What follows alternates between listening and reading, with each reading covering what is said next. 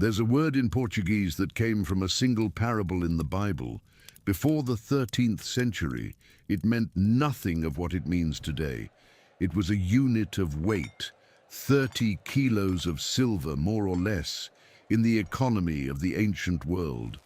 After this parable was read for centuries, the right way or the wrong way, the word changed meaning. It became personal gift, aptitude, ability, that which we have by nature, from birth. And today, when someone says, use your talents, the person doesn't even know they're repeating a phrase that was born inside a sermon of Jesus. Except there's a problem. The parable doesn't talk about personal aptitude. It doesn't talk about innate gift. It doesn't talk about your artistic streak or your knack for business. It talks about something else, much more uncomfortable. And the central warning, the one that ends with weeping and gnashing of teeth, almost no one understands properly.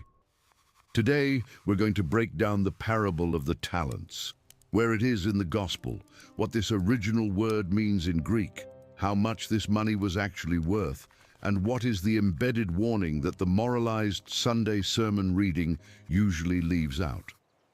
Let's get into the scene. The parable of the talents is in Matthew chapter 25, verses 14 to 30, and its place within the gospel matters a lot. It's not standing alone. It's part of what is called the Olivet Discourse, which occupies the entirety of chapters 24 and 25. This discourse took place, according to tradition, on the Tuesday of Passion Week. 3 days before the cross, Jesus is seated on the mount that overlooks the temple. The disciples come wanting to know when the end will happen, what will be the sign. And from there, for 2 full chapters, Jesus answers. In Matthew 25 specifically, he tells 3 parables in sequence, forming a triptych. First, the 10 virgins, in 25:1 to 13, the ones who wait for the bridegroom with lamps, 5 wise, 5 foolish. Then, the talents, in verses 14 to 30, and right after, the judgment of the sheep and the goats, in verses 31 to 46. 3 scenes answering, in layers, the same question from the disciples back in Matthew 24, verse 3. What will be the sign of your coming? And the answer comes in 3 movements. The virgins teach how to wait. The talents teach what to do during the wait. The sheep and the goats show how the judgment will be at the end. Wait, work, be judged. Our parable is in the middle. It is the parable of what to do while the Lord does not return. And that is why its warning hurts so much. Because it is not about whether you know the right doctrine. It is about what you do with what you received in the time between one coming and the other. There's one more piece of context that helps. Right before this triptych in Matthew 24, verses 45 to 51, Jesus had already told a parable about 2 servants, one faithful and prudent, who cares for the household while the master delays, the other wicked, who says in his heart, my master is delayed in coming, and begins to mistreat his companions. The master of this wicked servant returns on a day he does not expect. The punishment is the same as the ending of the parable of the talents, weeping and gnashing of teeth. In other words, the theme of the master's delay was already being worked on.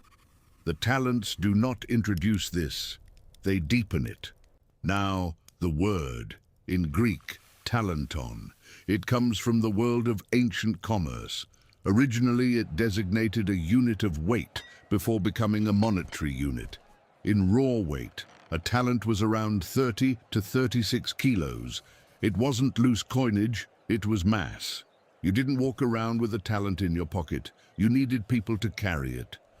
When it became a monetary unit, a talent of silver was equivalent to approximately 6,000 denarii. That tells you little. But if you remember that a denarius was the daily wage of a manual laborer, the math becomes clear. 6,000 days of work, taking out the Sabbath, around 20 years of wages, 1 talent, just 1. So when the master in the parable hands 5 talents to the first servant, he is depositing there 100 years of wages, an absurdly high amount. To the second, 2 talents, 40 years of wages. To the third, 1 talent, 20 years. Even the last one, the one who received the least, was holding a fortune in his hand. It wasn't pocket change. It wasn't a smaller test. It was extreme trust. And it's important to keep this in mind because when one hears one, the translation seems to suggest he received little. He didn't. He received 20 years of the average worker's salary from the first century. And here comes the most curious etymological detail in the history of this word. The modern meaning of talent as a personal gift, a born aptitude, a natural ability, this meaning only appears in the European lexicon around the 13th century. Before that, talent was just heavy money. The change came precisely because of this parable. When medieval preachers began to use the text to talk about spiritual gifts or about aptitudes given by God, the metaphor crystallized, and in some languages it stuck so much that it replaced the original meaning. The word, which was currency, became ability, and the parable, which spoke of money, became registered in the popular mind as if it spoke of ability. Why does this matter? Because it changed the way most of us read the parable. You grow up hearing "use your talents for God" and automatically read the text as if it were about you, using well what you have by nature. But in the original, what was at stake was something else. It wasn't talent as aptitude. It was Talanton as deposited capital, entrusted investment, valuable resource handed to an administrator. The talents of the parable are not your personal qualities. They are something that was given to you to administer, not for you to own. And this difference changes the entire warning. Let's go to the story itself. The master of a household decides to travel. The text doesn't say where, it doesn't say for how long, it just says he is going away. Before leaving, he calls his servants and distributes the household's goods, to each one according to his own ability. 5 talents, 2 talents, 1 talent, and he leaves. In Matthew 25 verse 15, it is direct. To one he gave 5 talents, and to another 2, and to another 1, to each one according to his own ability. And he went away promptly. There's a historical detail worth mentioning here. In the Gospel of Luke, chapter 19, verses 11 to 27, Jesus tells a very similar parable, the parable of the minas. It is similar, not the same, but it has a historical backdrop that the audience of that time probably recognized right away. In 4 before Christ, Archelaus, son of Herod, went to Rome for Augustus to confirm his reign over Judea. A delegation of about 50 Jews went after him, opposing it. They said they did not want Archelaus as king. Josephus, the Jewish historian who wrote at that time, records this scene in detail, and Jesus told the parable of the minas near Jericho, precisely where Archelaus had built a palace. Every listener of the time knew exactly what he was talking about. Why mention this here? Because the structure is the same. A powerful master goes away to receive authority, leaves servants with responsibility, and when he returns, he demands an accounting. In Luke, the parable even has a phrase that is missing in Matthew, with the citizens saying, "We do not want this man to reign over us." This reinforces the political backdrop. The parable of the talents in Matthew is leaner. It focuses only on the servants, not on the opposing delegation. But the master who travels to receive a kingdom and returns to judge is the same figure. And the first thing this image communicates is that the master has a legitimate right to demand an account. Notice one thing. The text says to each one according to his own ability. That is important. The master does not distribute equally. He distributes according to what he knows of each servant. The Greek word there is dynamis, which means strength, capacity, power. The servants do not receive the same amount, and this is not injustice. It is because the master knows who can handle what. The greater administrator receives more, the lesser receives less. But all receive what fits in their hand. There is no way for the third servant to say he received too much. He received exactly what was within the measure of his ability, a manageable amount 20 years of wages given by someone who trusted him. The master leaves, and the first two, according to the text, went to trade immediately. Immediately. Matthew 25 verse 16, then the one who had received 5 talents went and traded with them and gained another 5. The second, the same thing, gained another 2. Both doubled. And the text does not give detail about what they did. It does not say if they bought cloth and sold it, if they lent it out, if they invested in land or in merchandise. It only says they traded, were active, and doubled what they received. That is the point. And the third, the text is also direct. Matthew 25 verse 18, but the one who had received one, going out, dug in the earth and hid his master's money. Dug in the earth, hid it. And here is where the parable begins to get strange, because in the mind formed by the moralized reading, the third servant is seen as lazy, as someone who made no effort. But in the Jewish context of the first century, what he did was not laziness. It was the most legally conservative option. There's a detail of ancient Jewish law that helps a lot to understand this. In the Mishnah, which is the code of rabbinic laws compiled shortly after the time of Jesus, there is an entire tractate on commerce and the deposit of goods. And there the rabbinic law determines the following. A depositary, that is, someone who received money from another person to keep, is exempt from liability for theft if he buried the money within 3 days. Burying was considered the safest method. Whoever only tied it in a cloth and carried it with him, that one indeed was liable if the money disappeared. The third servant, by digging in the earth and hiding it, legally chose the safest option that existed. He acted as an exemplary administrator by the standards of the time, as far as safekeeping was concerned. And this is where the parable sets the first trap, because what is going to come next shows that fulfilling the letter of the law was not enough. The master had not asked him to keep it, he had handed it to him to administer. They are different things. Keeping is a passive operation. Administering is an active operation. The third servant fulfilled the wrong operation. He was careful on the wrong legal front, and when the master returns, he will discover the size of this error. The text skips ahead. It does not say how much time passed. Matthew 25 verse 19 opens only with a phrase. And a long time after, the master of those servants came and settled accounts with them. A long time after. This is one of the keys to the entire Olivet Discourse. Jesus is teaching the disciples about a delay. The Son of Man will return, but not soon. And in this interval, some will get comfortable. Some will think that since the master is delaying, you can relax. Remember, we spoke of the parable at the end of Matthew 24 about the wicked servant who said in his heart, my master is delayed in coming. Same structure, same warning. The delay is the terrain where character shows itself. Who the servant truly is appears in the long wait, not in the brief inspection. And it is within this long wait that the next scene happens. The master returns. The servants are summoned one by one to give an account. The first two speak first. The third speaks last.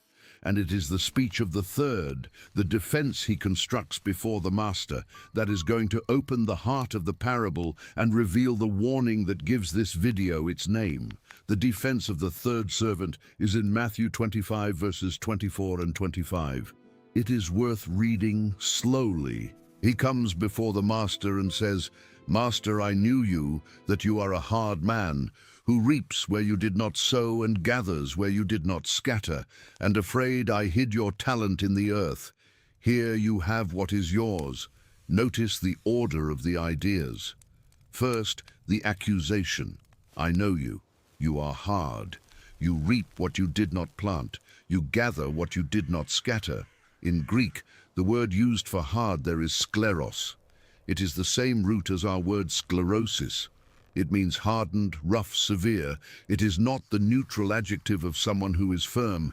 It is a negative charge. The servant is saying to the master's face that the master is unjust, that he takes advantage of the work of others, that he takes without having put in. Then comes the reason he gives for what he did. Afraid. The Greek word there is phobotheis, from the verb phobio, from which comes our word phobia. It is not worried, it is not respectful, it is not cautious, it is fear, great fear. Fear that paralyzes. The servant confesses without ceremony that what moved his decision was fear of the master, fear of erring and being punished, fear of losing and being held accountable. So he made the safest choice. He dug a hole, he buried it, he returned it intact. And look at the implicit argument. I did not cause you loss. I deliver to you exactly what you gave me, neither more nor less. To the servant's mind, that was a sufficient defense. I complied. I did not steal. I did not squander. It's all there. Take it and leave me in peace, except the master does not receive it that way. His answer in Matthew 25 verses 26 and 27 is one of the most surgical in the entire gospel. Wicked and slothful servant, you knew that I reap where I did not sow and gather where I did not scatter. You ought then to have given my money to the bankers, and when I came, I would have received what is mine with interest. Look at the rhetorical jujitsu. The master does not deny the accusation. He does not say, look, you misunderstood me, I am merciful. He takes the servant's own description and uses it against him. If you really thought that I was like this, then your attitude was even more incoherent. If you knew that I demand return, why did you not do the minimum to have a return? If I am demanding, as you say, your passivity has no excuse at all. And here enters a detail that few commentators explore. The mention of the bankers. In Greek, trapezitai. It came from the word trapeza, which was the table where the money changer did business, a table of exchange. The trapezitai were professional money changers who accepted deposits and paid interest. It was the safest and least engaged option possible. You just take it, deposit it, and when you return, you withdraw with a small interest. Without effort, without risk, without active work. The master is saying, not even this you did, not even the minimum. I did not ask you to be a genius entrepreneur. At least put it in the bank. There's an extra layer here that deserves attention. The Mosaic law, in Deuteronomy 23, verses 19 and 20, prohibited interest between Israelites. You could charge interest from a foreigner, but not from a brother in faith. That's why the mention of bankers in this parable generates ancient debate. It's not that Jesus is recommending usury. It's that he is using a common figure in first-century commerce within the Greco-Roman world where the parable takes place to make a rhetorical point. The point is, not go invest in interest. The point is, there existed an option of zero risk that nevertheless would have generated some return, and you did not do even that. The sentence comes in sequence. Matthew 25, verse 28. Take therefore the talent from him and give it to the one who has the 10 talents. Here, something happens that confuses the modern reader. The master takes the talent from the third and gives it to the first, precisely the one who already had the most of all. Why? The explanation comes in the following verse, and it is one of the most well-known and most misunderstood phrases of the gospel. Matthew 25, verse 29, For to everyone who has, more will be given, and he will have in abundance. But from the one who does not have, even what he has will be taken away. It is a phrase that appears in other places of the Gospels too. Mark 4, verse 25, Luke 8, verse 18, Luke 19, verse 26. 4 records of the same idea. It is not a scribe's slip. It is a recurring principle in the mouth of Jesus. But what does it mean? Read out of context. It seems like prosperity gospel. Whoever has gains more. Whoever does not have loses even what he has. It seems like sanctified economic injustice. And it is not. The context makes clear that this does not speak of money as a thing in itself, but of administrative spiritual capacity. Whoever uses what he receives gains capacity for more. Whoever does not use atrophies what he has. It is a law of the kingdom, not a law of the market. It works like a muscle. You train it, it grows. You don't use it, it shrinks. The gift that is not exercised does not remain the same. It diminishes. That's why the talent leaves the one who buried it and goes to the one who multiplied. It is not an unjust prize. It is recognition that the one who knows how to make things grow is the one who should receive in order to make things grow more. The administration of the kingdom goes to the hands that have proved capacity to cultivate. And then comes the ending, the phrase that gives this video its name. Matthew 25, verse 30, and cast the worthless servant into the outer darkness. There will be weeping and gnashing of teeth. Outer darkness. In Greek, exoteros skotos. Skotos is darkness, blackness. Exoteros is from outside. The image is of someone who was expelled from the banquet, from the house, from the light, and is now on the outside, in the dark, away from the company. It is the language of eschatological judgment, of the ultimate end. This expression, outer darkness, appears 3 times in the Gospel of Matthew. In Matthew 8, verse 12, speaking of those who considered themselves heirs of the kingdom but will be expelled. In Matthew 22, verse 13, in the parable of the wedding banquet, about the man who entered without wedding garments and was thrown outside. And here, at the end of the parable of the talents, about the servant who buried what he received. In all 3, the same image. Someone who seemed to be inside and in the end was put outside. It is a pattern. Matthew is hammering on the point and the detail that hurts. The servant was not expelled for stealing. He was not expelled for squandering. He was not expelled for active betrayal. He was expelled for inaction, for fear, for choosing legal security instead of engagement, for preferring to do nothing rather than risking doing little. His sin is the sin of omission under stewardship. He received, he hid, he returned. This, the parable says, is treated with the same seriousness as direct betrayal. There is the warning that almost no one understands. The moralized Sunday sermon reading usually turns this parable into a motivational speech. Use your gifts. Don't waste. Make it happen. And these conclusions are not entirely wrong, but they have softened the warning, because the real warning is about theology, about how you imagine God, about what kind of master you think will return. The third servant had a specific image of the master: hard, unjust, collector of what he did not give. And this image produced fear, and the fear produced paralysis, and the paralysis produced the judgment. The other 2 servants had the same master, but clearly did not see him that way. Otherwise, they would also have been paralyzed. They acted with freedom, they traded, they risked, they multiplied. The difference between the expelled servant and the praised servants was not the amount they received. The first received 5, the second received 2, and both were called good and faithful with the same phrase, word for word, in Matthew 25, verses 21 and 23. The difference was the internal theology. It was the relationship with the master. It was the trust that liberates versus the fear that buries. And that is why this parable is between the other 2 within Matthew 25. Remember the structure: virgins, talents, sheep, and goats.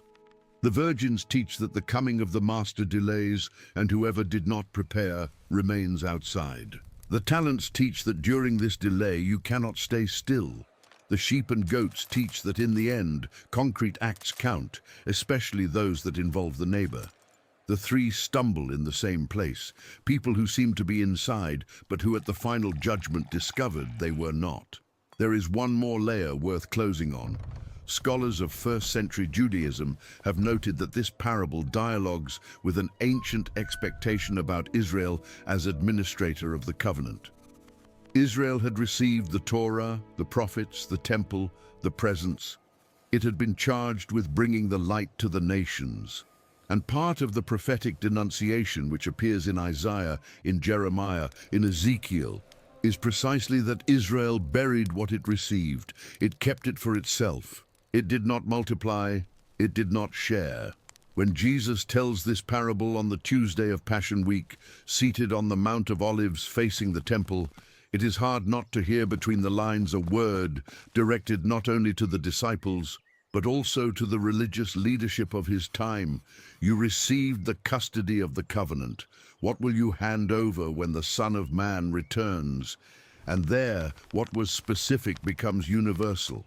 Because now, whoever hears the parable is no longer only Israel of the first century, it is everyone who received something from God.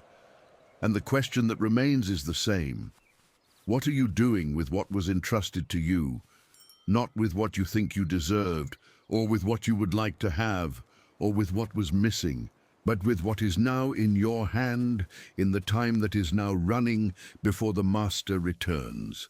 The parable does not promise a master who will overlook inaction because it seemed safe. It promises a master who will demand engagement, and it teaches that this engagement begins before, on the inside, in the image one has of him. Whoever sees the master as a tyrant hides. Whoever sees him as a legitimate owner, generous, who entrusts much to the capable servant, this one works in peace, even running risks. And perhaps that is why the semantic history of this word is so revealing. Talanton, which was 30 kilos of silver, raw weight, heavy deposit, became talent in our vocabulary, in the sense of aptitude, natural knack for something. The change emptied the warning. Because use your talent sounds like a polite invitation, almost a compliment. But administer what was entrusted to you under penalty of judgment is something else. It is not an invitation. It is a calling. And it is this calling that the parable in the original is making. We end where we began.